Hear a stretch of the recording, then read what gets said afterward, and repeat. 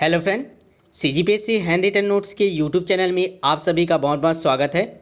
तो चलिए आज से हमारा जो एडीओ का बूस्टर टेस्ट सीरीज बैच है वो स्टार्ट हो रहा है। ठीक है, 1 जून से 30 जून तक अभी हम लोग आपको पूरा सिलेबस कवर कराएंगे टॉपिक वाइज टारगेट देकर। उसके बाद 1 जुलाई से लगातार आपके पूरे सिलेबस के टेस्ट सीरीज आयोजित करेंगे। ठीक है, उसकी सारी डिटेल आप हमारे इसमें यूट्यूब में देख चुके होंगे या हमारे व्हाट्सअप में नहीं देखे हैं तो देख लीजिएगा उसका डिटेल। ठीक है, तो आज हमारा पहला दिन है। तो सबसे पहले हमको समझना है कि हमको एडीओ के लिए पढ़ना किस लेवल तक है। ठीक है, तो उसका एक ही रास्ता है, हम पुराने क्वेश्चन पेपर को एक बार समझें। तैयारी स्टार्ट करने से पहले हमको इस क्वेश्चन पेपर को एक बार अच्छे से समझना पड़ेगा। देखिए, समझे रहेंगे, इसके बाद अगर हम लोग अपने बुक को उठाकर या हमारे द्वारा जो भी नोट्स दिया जाएगा उसको उठा के पढ़ना स्टार्ट करेंगे, तब हमारे दिमाग में क्लिक करते जाएगा कि इससे तो क्वेश्चन बना था और इस लेवल पे बना था। तो वो हमारा क्या हो जाएगा, वो फोकस हो जाएगा हमारे माइंड में। ठीक है, तो इसीलिए सबसे पहले अंतिम तक आज बने रहिएगा। 2017 का ये क्वेश्चन पेपर आपको सॉल्व करा रहे हैं। ठीक है, ये केवल आपको समझ बनाने के लिए है कि हमको किस लेवल तक पढ़ना है। इसके बाद आगे की रणनीति आपको बना के दी जाएगी और आपके बैच में आगे इसको प्रोसेस करवाया जाएगा। ठीक है, तो अंतिम तक बने रहिएगा और जिन लोग चैनल को सब्सक्राइब नहीं किए सब्सक्राइब कर लीजिएगा। और जो नए होंगे, अभी पहली बार ये वीडियो देख रहे होंगे, वो जरूर एक बार वीडियो में आज रजिस्ट्रेशन हो जाएगा, तो एक बार आप लोग डिटेल देख लीजिए। और ठीक है, इससे पहले वाला वीडियो में होगा और रजिस्ट्रेशन करवा लीजिए व्हाट्सएप में मैसेज करके। ठीक है, तो चलिए स्टार्ट करेंगे। आपका 2017 का क्वेश्चन पेपर आपको अभी कराया जाएगा नीचे। अंतिम तक बने रहिएगा और पूरा देखकर ही इसको ख़त्म करिएगा।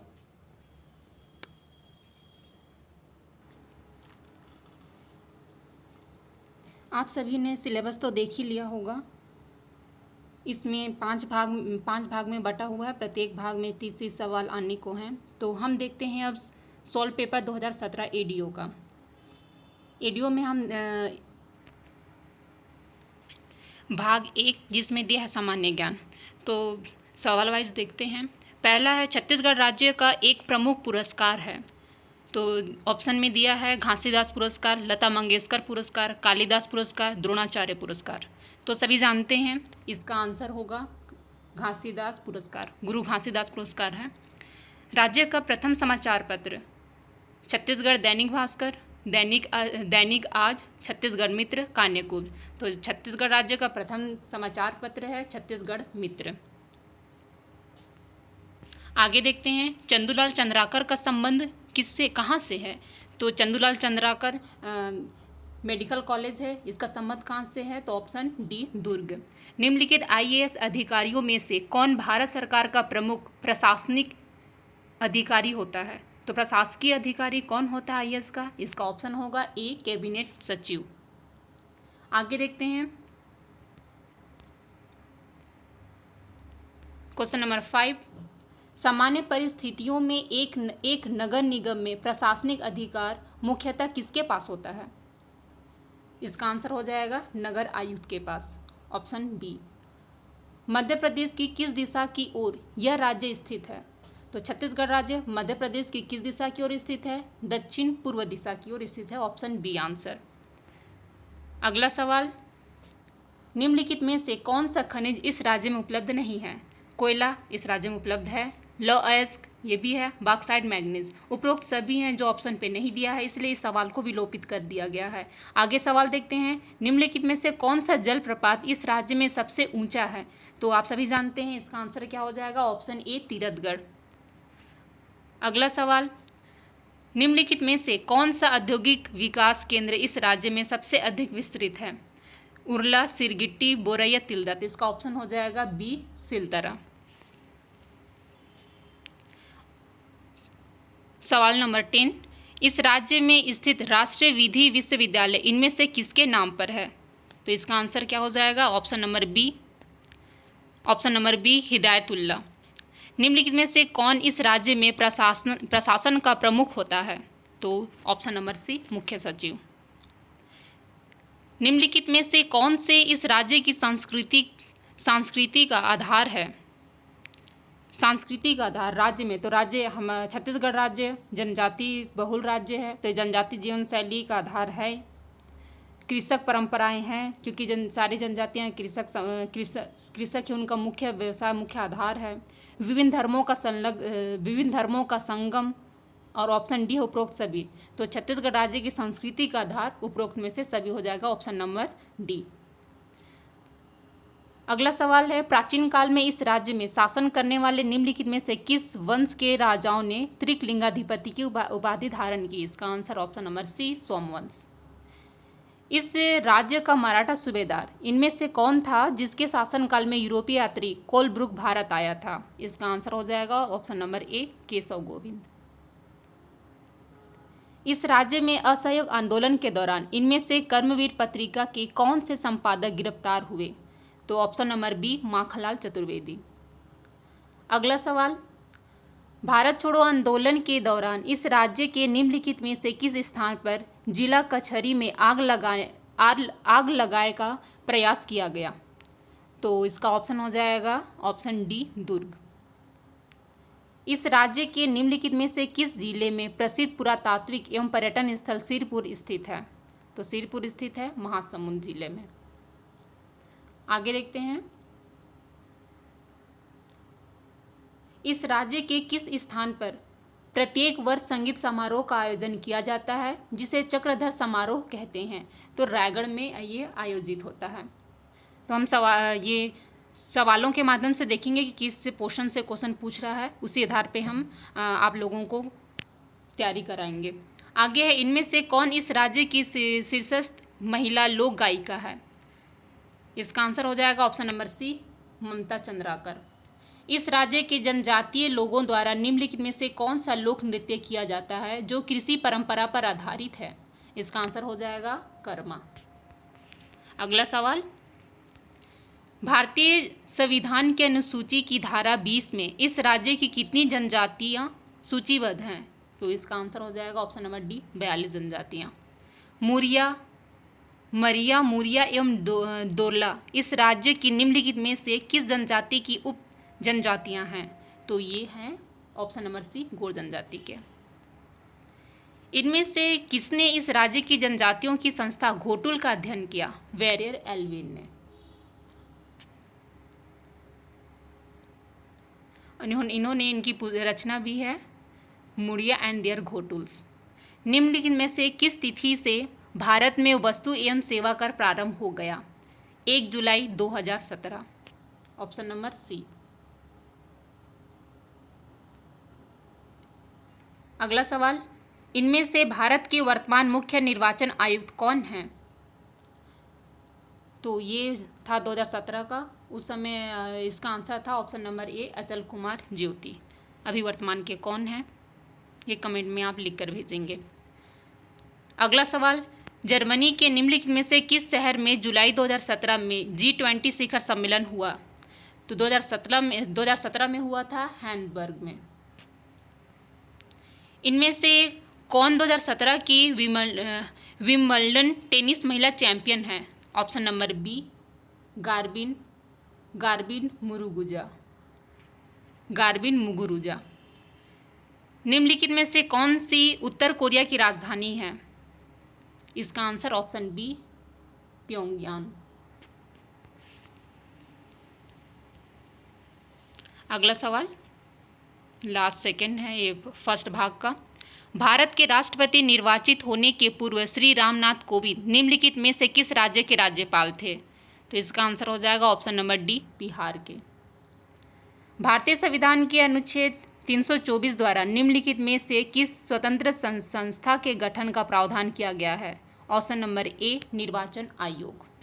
तो ये भाग 1 के 30 सवाल पूरे हुए। अब हम भाग 2 में देखते हैं। भाग 2 में है आजीविका संबंधी योजनाएं, इसमें भी 30 सवाल दिए हुए हैं। आइए देखते हैं सवाल नंबर 31। प्रधानमंत्री फसल बीमा योजना के अंतर्गत पहला ऑप्शन में है केवल वित्तीय संस्थाओं से ऋण प्राप्त किए कृषकों की पात्रता है।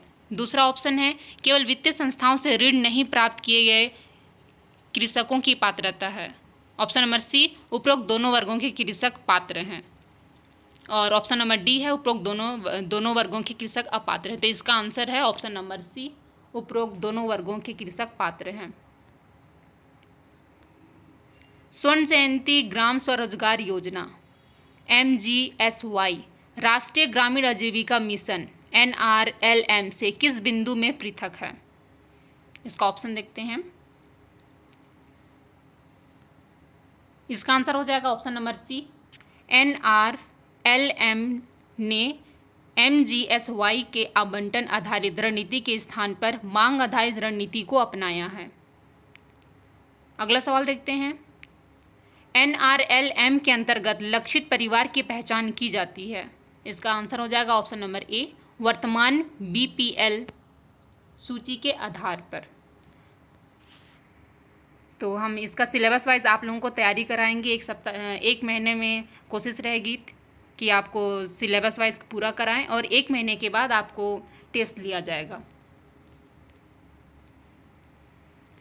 अगला सवाल देखते हैं 34 नंबर।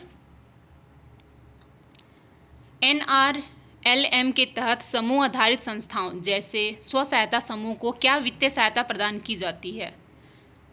ऑप्शन नंबर ए है परिक्रामी निधि, ऑप्शन नंबर बी जोखिम न्यूनीकरण कोष, ऑप्शन नंबर सी सामुदायिक निवेश सहायक कोष और ऑप्शन नंबर डी उपरोक्त सभी। तो इसका आंसर हो जाएगा ऑप्शन डी उपरोक्त सभी। अगला सवाल, निम्नलिखित में से कौन सी NRLM के अंतर्गत प्रमोचित एक विशेष योजना है? इसका आंसर हो जाएगा ऑप्शन नंबर सी महिला किसान सशक्तिकरण परियोजना। अगला सवाल, मंत्रालय जो ग्रामीण उद्योगों द्वारा आजीविका उपलब्ध कराता है संबंधित है? इसका आंसर हो जाएगा ऑप्शन नंबर बी सूक्ष्म लघु एवं मध्यम उद्योग मंत्रालय से। अगला सवाल है, राष्ट्रीय ग्रामीण रोजगार गारंटी अधिनियम NREGA किस वर्ष लागू किया गया था? इसका आंसर हो जाएगा ऑप्शन नंबर बी वर्ष 2005। निम्नलिखित में से कौन सा ग्रामीण उद्योग के अंतर्गत नहीं आता है? इसका आंसर हो जाएगा ऑप्शन नंबर बी पटसन आधारित उद्योग। बाकी नारियल जटा आधारित उद्योग ये ग्रामीण उद्योग के अंतर्गत आता है, मधुमक्खी पालन भी आता है, कृषि भी आता है, पटसन नहीं आता। नेक्स्ट सवाल, खाद्य एवं ग्रामोद्योग आयोग KVIC का गठन किस वर्ष में पारित संसद के एक अधिनियम के तहत किया गया था? ऑप्शन नंबर ए 1956। अगला सवाल, सामान्यतः स्व सहायता समूह के सदस्यों की संख्या होती है तो सामान्यतः 10 से 20 होती है। क्रियाशील स्व सहायता समूह का मूल्यांकन निम्नलिखित में से किस दस्तावेज से किया जाता है? इसका आंसर 41 का आंसर क्या लिया है? इसका आंसर है उपरोक्त में से सभी। बैठक पंजी, स्व सहायता समूह का कैश बुक, बैंक की पासबुक। तो उपरोक्त में से सभी किया जाता है। आगे देखते हैं। आगे 42, NRLM के अंतर्गत स्व सहायता समूह को सामुदायिक निवेश निधि प्रदान करने से पहले उन्हें निम्न में से क्या तैयार कर लेना चाहिए? तो ऑप्शन देखते हैं। Option number A farmer producer organisation अर्थात कृषक उत्पादककर्ता संगठन, option number B micro plan या माइक्रो क्रेडिट प्लान। तो इसका आंसर हो जाएगा ऑप्शन नंबर सी ए और बी दोनों।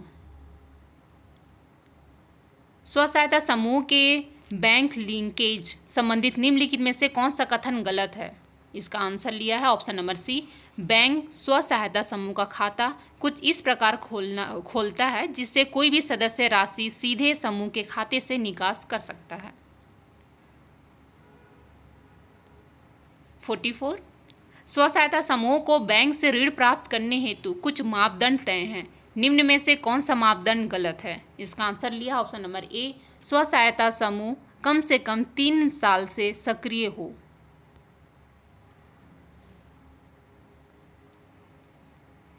नेक्स्ट सवाल, सहकारी बैंक से संबंधित निम्नलिखित में से कौन सा कथन गलत है?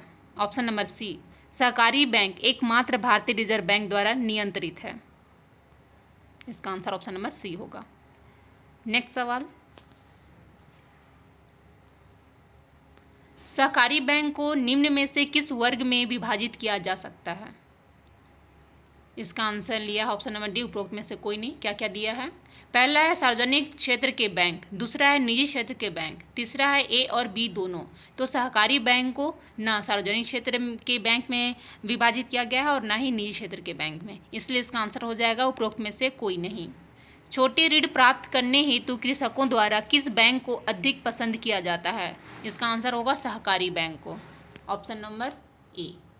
आगे देखते हैं 48, सहकारी बैंकिंग प्रणाली में खाताधारक या ऋण प्राप्त करने वाला व्यक्ति बैंक का क्या होता है? तो इसका आंसर हो जाएगा ऑप्शन नंबर ए, शेयर धारक होता है। नेक्स्ट सवाल 49। ऑनलाइन वेब पोर्टल जो कि कृषि मंडियों को जोड़ता है ताकि किसानों को विभिन्न मंडियों पर प्रचलित दरों के बारे में पता चल सके, इसका होगा ऑप्शन नंबर सी, ई नाम। Question number 50। भारत में ग्रामीण बाजार सुदृढ़ करने की चुनौतियों के संबंध में निम्न में से कौन सा सही है? पहला, ग्रामीण बाजार में एवं बाजारों तक परिवहन। दूसरा, ग्रामीण क्षेत्रों में भंडारण व्यवस्था। तीसरा, अप्रभावी वितरण चैनल। इसका आंसर क्या होगा? उपरोक्त में से सभी। आगे देखते हैं। निम्नलिखित पदों में से ग्रामीण बाजार में बड़ी उपभोक्ता संख्या किस मद में है? इसका आंसर लिया है सी, जल्दी चलने वाली उपभोक्ता सामग्री, FMCG। निम्नलिखित सार्वजनिक निजी कंपनियों में से किसने भारतीय ग्रामीण बाजार में अधिकतम प्रवेश किया है? इसका आंसर ऑप्शन नंबर ए लिया है, ITC लिमिटेड। निम्नलिखित में से किस दुग्ध उत्पाद में वजन के अनुपात में अधिक वसा रहती है? तो अधिक वसा रहती है ऑप्शन नंबर बी, घी में। Option number B. अगला सवाल, निम्नलिखित में से कौन सा दुग्ध उत्पाद सामान्य तापमान में अधिक समय तक संग्रहित किया जा सकता है? तो घी में सबसे अधिक वसा भी होती है और इसे सामान्य तापमान में अधिक समय तक संग्रहित किया जा भी सकता है। अगला सवाल है, निम्नलिखित में से किस पशु के दुग्ध में सबसे ज़्यादा वसा पाई जाती है? तो सबसे ज़्यादा वसा पाई जाती है भैंस के दूध में। इस राज्य में मवेशियों का सामान्यतः क्या खिलाया जाता है? तो मवेशियों को सामान्यतः घास भूसा खिलाया जाता है, धान भूसा खिलाया जाता है। Option number D. अगला सवाल है, भारत में निम्नलिखित में से कौन सी क्रांति मत्स्य पालन से संबंधित है? तो आप सभी जानते हो, इसका आंसर क्या हो जाएगा? ऑप्शन नंबर बी, नीली क्रांति। क्रांति के विषय में बस दो ही शब्द को मेंशन किया है, एक श्वेत क्रांति, एक हरित क्रांति। यहाँ सवाल हमको नीली क्रांति का भी दे दिया गया, तो कृषि संबंधित हम नीली क्रांति भी पढ़ लेंगे। निम्नलिखित में से कौन सी योजना ग्रामीण विकास मंत्रालय भारत सरकार द्वारा संचालित की गई है? इसका आंसर हो जाएगा option number C, Deendayal Upadhyaya Grameen Kaushal योजना। भारत में हरित एवं श्वेत क्रांति से इनमें से किन विशिष्ट व्यक्तियों का संबंध था? तो इसका आंसर लिया option number B, MS Swaminathan. हरित क्रांति एवं वर्गीस कुरियन श्वेत क्रांति। तो ये हमारा ऑप्शन नंबर बी यहाँ सही है। और इस भाग का लास्ट सवाल है, मिश्रित खेती से क्या तात्पर्य है? कि किसान एक ही भूमि में दो या दो से अधिक फसलों की खेती करते हैं तथा पशुओं का पालन करते हैं। ऑप्शन नंबर बी, एक ही भूमि में दो या दो से अधिक फसल की खेती करते हैं। ऑप्शन नंबर सी, एक ही भूमि में दो फसल की खेती करते हैं जिनमें एक कतार एक फसल की तथा दूसरी कतार दूसरी फसल की होती है। और आगे देखते हैं, ऑप्शन नंबर डी, एक ही भूमि में खरीफ की फसल तथा रबी की फसल दोनों तैयार किया जाता है। तो ये ABCD गलत है, BCD गलत है। इसका आंसर क्या हो जाएगा? ऑप्शन नंबर ए, एक ही भूमि में दो या दो से अधिक फसलों की खेती और पशुपालन दोनों करते हैं, उसे मिश्रित खेती किया जाता है। हम आते हैं भाग 3। भाग 3 में पंचायती राज व्यवस्था। इसमें भी 30 सवाल दिए हुए हैं। पहला सवाल है, पदेन सदस्यता के विषय में सही क्या है? इसका आंसर लिया है ऑप्शन नंबर बी, 2 और 3 सही हैं। तो पदेन सदस्यता के विषय में ऑप्शन नंबर 2 में है 20% सरपंच जनपद पंचायत के पदेन सदस्य होते हैं और जनपद पंचायत के समस्त अध्यक्ष जिला पंचायत के पदेन सदस्य होते हैं। इसका आंसर हो जाएगा 2 और 3 सही है। अगला देखते हैं, ग्राम पंचायत के सरपंच के प्रत्यावर्तन के विषय में क्या सही है? प्रत्यावर्तन मतलब होता है रिकॉल।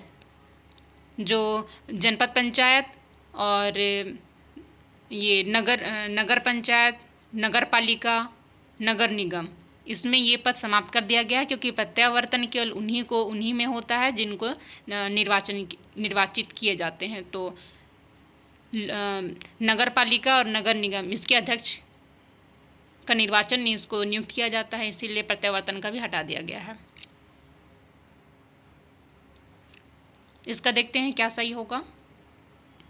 इसमें ऑप्शन सी लिया है 1 और 5। क्या है ये? गुप्त मतदान द्वारा। ऑप्शन नंबर 5 में है ग्राम पंचायत के समस्त मतदाताओं के बहुमत से। तो यह खुला मतदान नहीं है। ग्राम सभा में उपस्थित सदस्यों के बहुमत से, ये भी नहीं है। ग्राम सभा में उपस्थित सदस्यों के बहुमत से नहीं है। इसका आंसर हो जाएगा पहला नंबर गुप्त मतदान द्वारा, दूसरा है ग्राम पंचायत के समस्त मतदाताओं के बहुमत से। अगला देखते हैं, जनपद पंचायत उपाध्याय के विरुद्ध अविश्वास प्रस्ताव पारित करने के विषय में क्या सही है?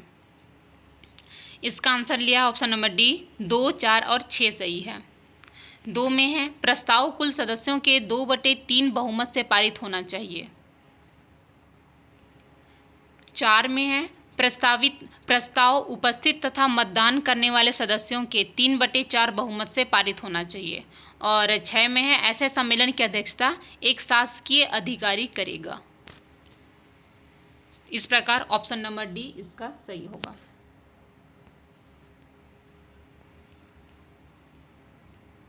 आगे देखते हैं, निम्न में से कौन से कार्य ग्राम पंचायत के द्वारा किए जाते हैं? इसका आंसर लिया ऑप्शन नंबर सी, 1, 2, 4 और 5। 1 है स्वच्छता, ग्राम पंचायत द्वारा किए जाते हैं, तो स्वच्छता।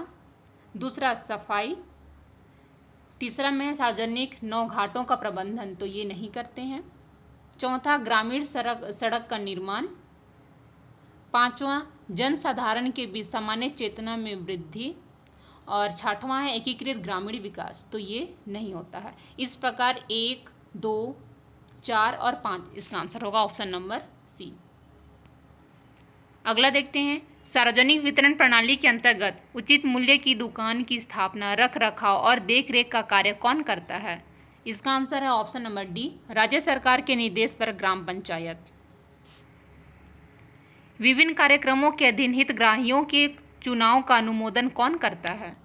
इसका आंसर लिया ऑप्शन नंबर ए, ग्राम सभा।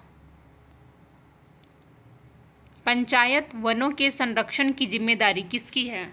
इसका आंसर हो जाएगा ऑप्शन नंबर बी, ग्राम पंचायत की। ग्राम सभा के परिभाषा के संदर्भ में रिक्त स्थान की पूर्ति कीजिए। ग्राम पंचायत क्षेत्र के भीतर समाविष्ट किसी ... से संबंधित निर्वाचक नामावलियों में पंजीकृत व्यक्तियों से मिलकर बनने वाला कोई निकाय ग्राम सभा है। तो इसका आंसर क्या होगा? लिया है ऑप्शन नंबर बी, 2 व 3। 2 में है वन ग्राम, 3 में है राजस्व ग्राम। तो वन ग्राम और राजस्व ग्राम से संबंधित निर्वाचक नामावलियों में पंजीकृत व्यक्तियों से मिलकर बनने वाला कोई निकाय ग्राम सभा है। किसी ग्राम सभा की गढ़ पूर्ति के विषय में क्या सही है? ग्राम सभा की कुल संख्या का 1/10। हम यहाँ ध्यान देने योग्य बात है, गढ़ पूर्ति किसका पूछा है? ग्राम सभा का।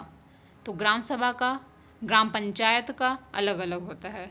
तो ग्राम सभा की कुल जनसंख्या का 1/10 है, ग्राम सभा की कुल जनसंख्या का 1/3 है, ग्राम सभा की कुल जनसंख्या का 1/2।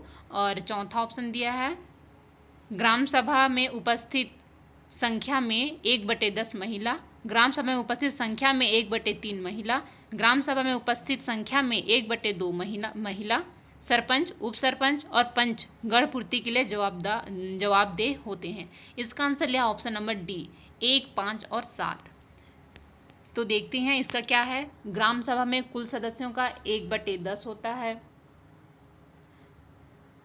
महिलाओं का 1/3 उपस्थिति होता है और गढ़ पूर्ति का जवाबदेही होते हैं सरपंच, उप सरपंच और पंच। इस प्रकार ऑप्शन नंबर डी इसका करेक्ट आंसर होगा।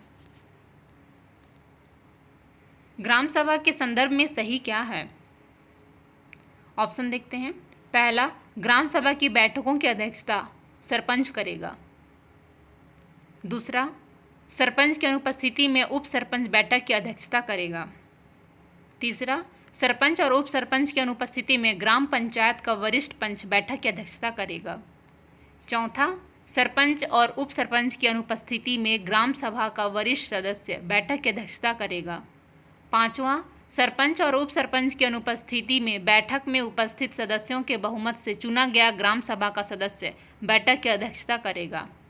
6वां, सरपंच और उप सरपंच की अनुपस्थिति में महिला पंच बैठक की अध्यक्षता करेगी। तो इसका आंसर लिया ऑप्शन नंबर सी 1, 2 और 5। पहला है कौन सा सही है? तो पहला है ग्राम सभा की बैठकों की अध्यक्षता सरपंच करेगा, तो ये आंसर ये सही है, पहला नंबर। दूसरा में दिया है सरपंच की अनुपस्थिति में उप सरपंच बैठक की अध्यक्षता करेगा, और नेक्स्ट सही है सरपंच और उप सरपंच की अनुपस्थिति में बैठक में उपस्थित सदस्यों के बहुमत से चुना गया ग्राम सभा का सदस्य बैठक की अध्यक्षता करेगा। इस प्रकार इसका आंसर लिया है 1, 2 और 5, ऑप्शन नंबर सी। आगे देखते हैं वार्षिक कार्य योजना हितग्राहियों का चयन, वार्षिक बजट, लेखा संपरीक्षा प्रतिवेदन, वार्षिक लेखा तथा प्रशासनिक प्रतिवेदन पर प्रस्ताव ग्राम सभा पारित कर सकती है यदि, इसका आंसर लिया ऑप्शन नंबर डी, ग्राम सभा में गणपूर्ति उपस्थित हो, तो ये प्रतिवेदन पारित कर सकता है। आगे देखते हैं ग्राम पंचायत की स्थायी समितियों के विषय में सही क्या है? स्थायी समिति के विषय में, और किसमें पूछा गया है? ये ग्राम सभा में। तो स्थायी समिति ग्राम पंचायत में, जनपद पंचायत में अलग अलग होते हैं, तो इसका हम देखते हैं ग्राम पंचायत का। पहला ऑप्शन दिया है ग्राम पंचायत में अधिकतम 3 स्थायी समितियां होती हैं। ग्राम पंचायत में अधिकतम 5 स्थायी समितियां होती हैं।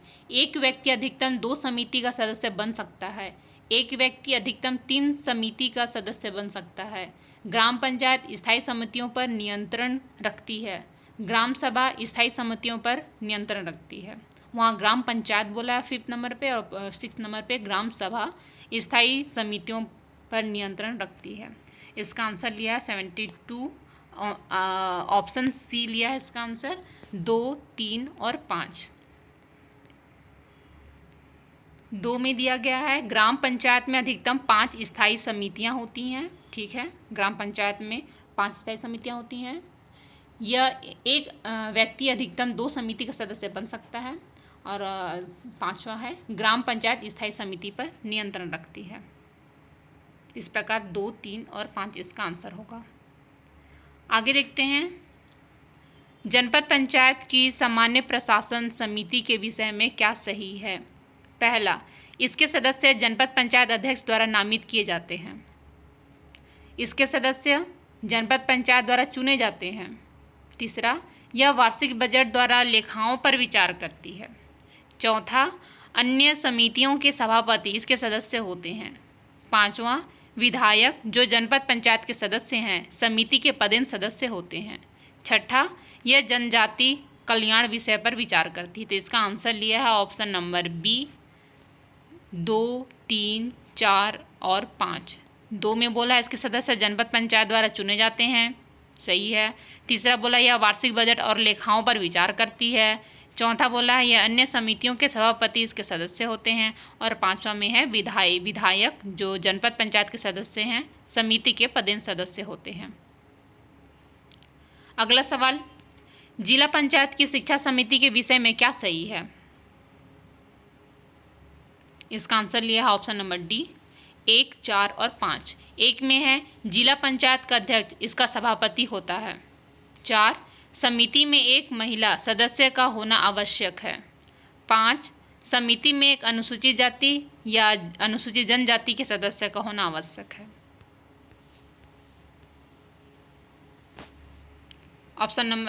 सवाल नंबर 75 देखते हैं। इसमें सही मिलान के लिए बोला गया है जिला पंचायत की समितियां और कार्य, मतलब पंचायती राज में समितियों से सवाल आ रहे हैं। ये 2 क्वेश्चन हो गया। सही मिलान करते हैं। कृषि समिति, तो कृषि समिति किससे संबंधित है? शिक्षा समिति, संचार तथा संकर्म समिति, सहकारी और उद्योग समिति।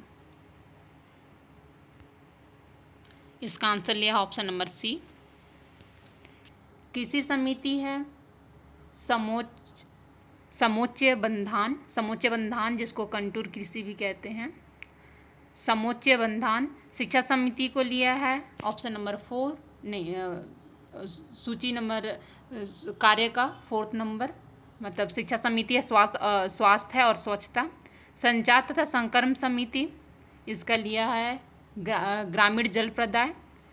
और डी सहकारिता और उद्योग समिति इसका होगा मितव्ययिता और अल्प बचत। इस प्रकार ऑप्शन नंबर सी इसका आंसर होगा। अगला सवाल देखते हैं, सरस्वती साइकिल योजना के बारे में क्या सही है? एक साइकिल छात्राओं को निःशुल्क दी जाती है। दूसरा, यह समस्त शालाओं में अध्ययनरत छात्रों को दी जाती है। तीसरा, यह कक्षा 9वीं में प्रवेशित छात्राओं को दी जाती है। ये कथन तो सही है। चौथा, यह अनुसूचित जाति व जनजाति की छात्राओं को दी जाती है। ये भी सही है। यह अन्य पिछड़े वर्ग की छात्राओं तथा सामान्य वर्ग की गरीब छात्राओं को दी जाती है। ये भी सही है। जो पिछड़े हैं, सामान्य वर्ग के हैं लेकिन गरीब हैं, उनको भी दी जाती है। यह हायर सेकेंडरी कक्षा में अध्ययनरत छात्राओं को दी जाती है। तो ये ऑप्शन गलत है, 6 नंबर गलत है।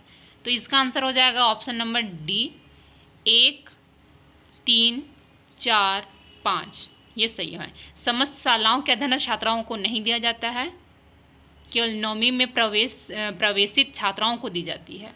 और साइकिल छात्राओं को निःशुल्क दी जाती है। अनुसूचित जाति जनजाति छात्राओं को दी जाती है, पिछड़े वर्ग के छात्राओं को दी जाती है और सामान्य वर्ग के जो गरीब परिवार के बच्चे हैं।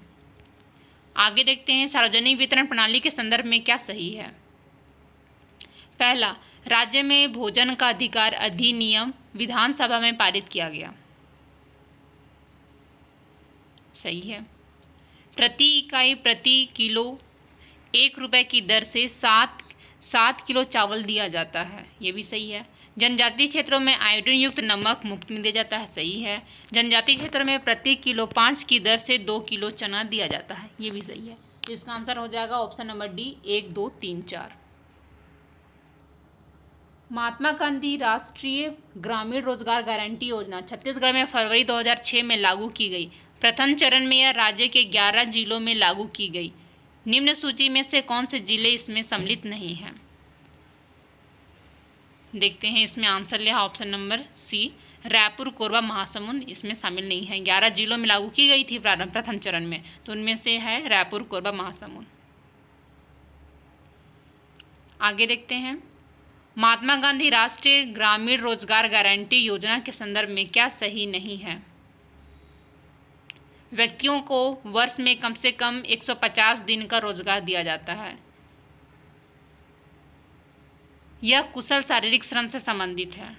तो ये सही नहीं है। कुशल शारीरिक श्रम, हाँ, ये अकुशल शारीरिक श्रम से संबंधित है। तो ये सही है।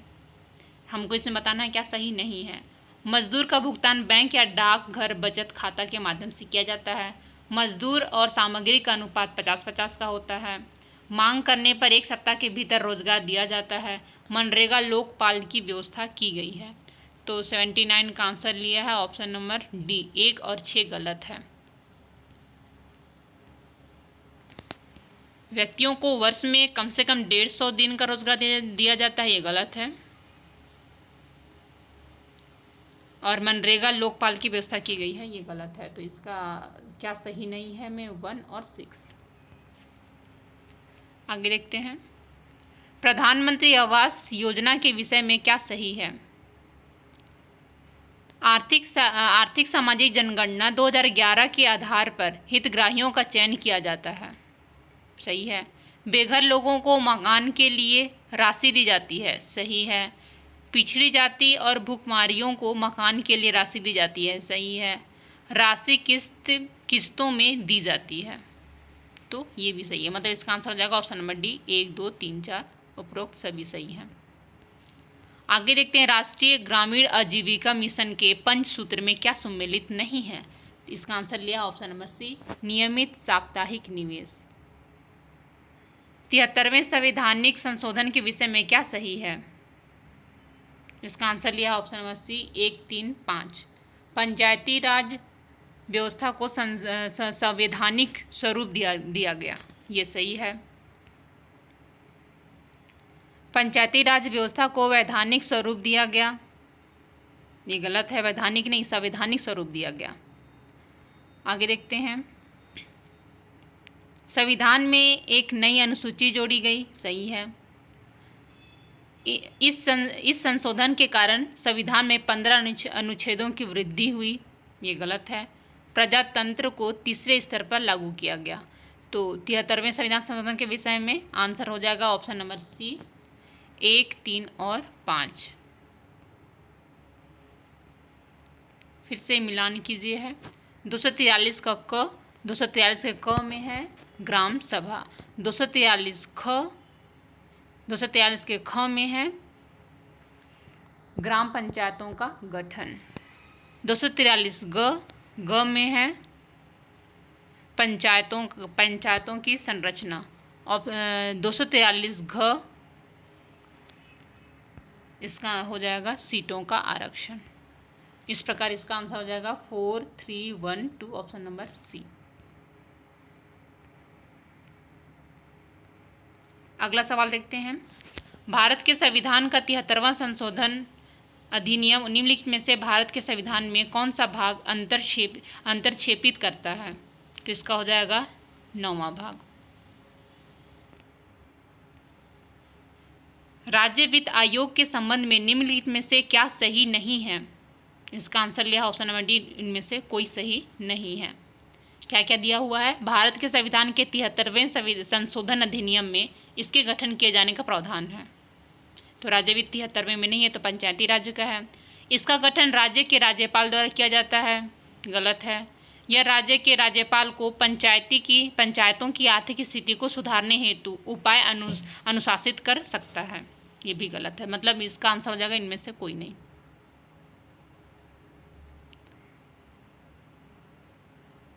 सवाल इसमें पूछा गया है, राज्य वित्त आयोग के संबंध में निम्नलिखित में से क्या सही नहीं है? क्या सही नहीं है मतलब A, B, C ये सभी हैं।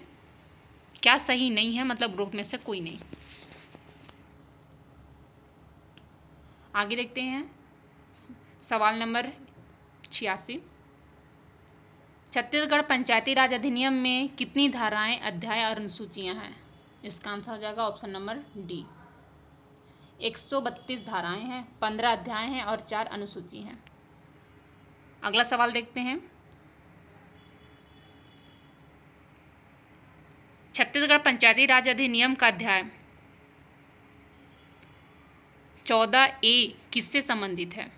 इसका आंसर हो जाएगा ऑप्शन नंबर डी, अनुसूचित क्षेत्रों में पंचायतों के लिए विशिष्ट उपबंध। आगे देखते हैं। सुमेलित कीजिए। धारा 37, धारा 38, धारा 39 और धारा 40 सुमेलित करना है। तो धारा 37 है पंचायतों के पदाधिकारियों द्वारा त्यागपत्र, धारा 38 है रिक्तियों का भरा जाना, धारा 39 पंचायतों के पदाधिकारियों का निलंबन और धारा 40 ये पंचायतों के पदाधिकारियों का हटाया जाना। लास्ट सेकेंड देखते हैं इस भाग का। सुमेलित कीजिए। अनुसूची 1 में क्या है?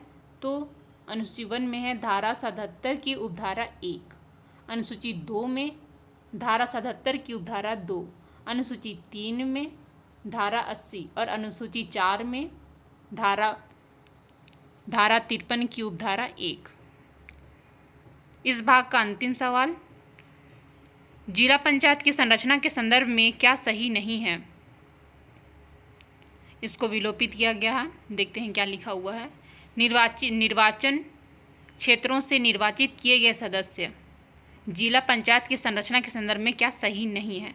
तो निर्वाचित क्षेत्रों से निर्वाचित किए गए सदस्य ये तो होते हैं लोकसभा के समस्त ऐसे सदस्य जो संसदीय निर्वाचन क्षेत्रों का प्रतिनिधित्व करते हैं, पूर्णतः या अंशतः जिले के भाग हैं। राज्यसभा के समस्त ऐसे सदस्य जिनका नाम जिले की मतदाता सूची में प्रकाशित है। राज्य विधानसभा के समस्त सदस्य जो उस जिले से निर्वाचित हुए हैं। जिले की जनपद पंचायतों के समस्त अध्यक्ष, जिलों की जनपद पंचायत के समस्त अध्यक्ष ये भाग लेती हैं। ये 5 सही है। इसमें हमको बताना है क्या सही नहीं है। तो देखें तो सी ऐसे ही हमारा कट हो गया और डी भी कट हो गया। ऑप्शन ए और बी मैच करके देखते हैं।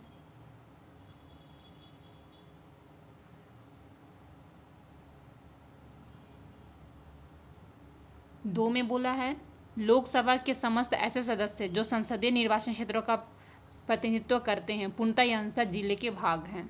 हाँ, तो वो भी जिला पंचायत की संरचना में आते हैं। मतलब इसमें भी ऑप्शन 2 दिया है, इसमें भी ऑप्शन 2 दिया है। मतलब ये भी नहीं आएगा, ये भी नहीं आएगा। क्या सही नहीं है मैं बोला है। तो इस प्रकार इसमें आंसर विलोपित कर दिया गया है क्योंकि ऐसा कोई भी ऑप्शन इसमें सही नहीं बैठ रहा।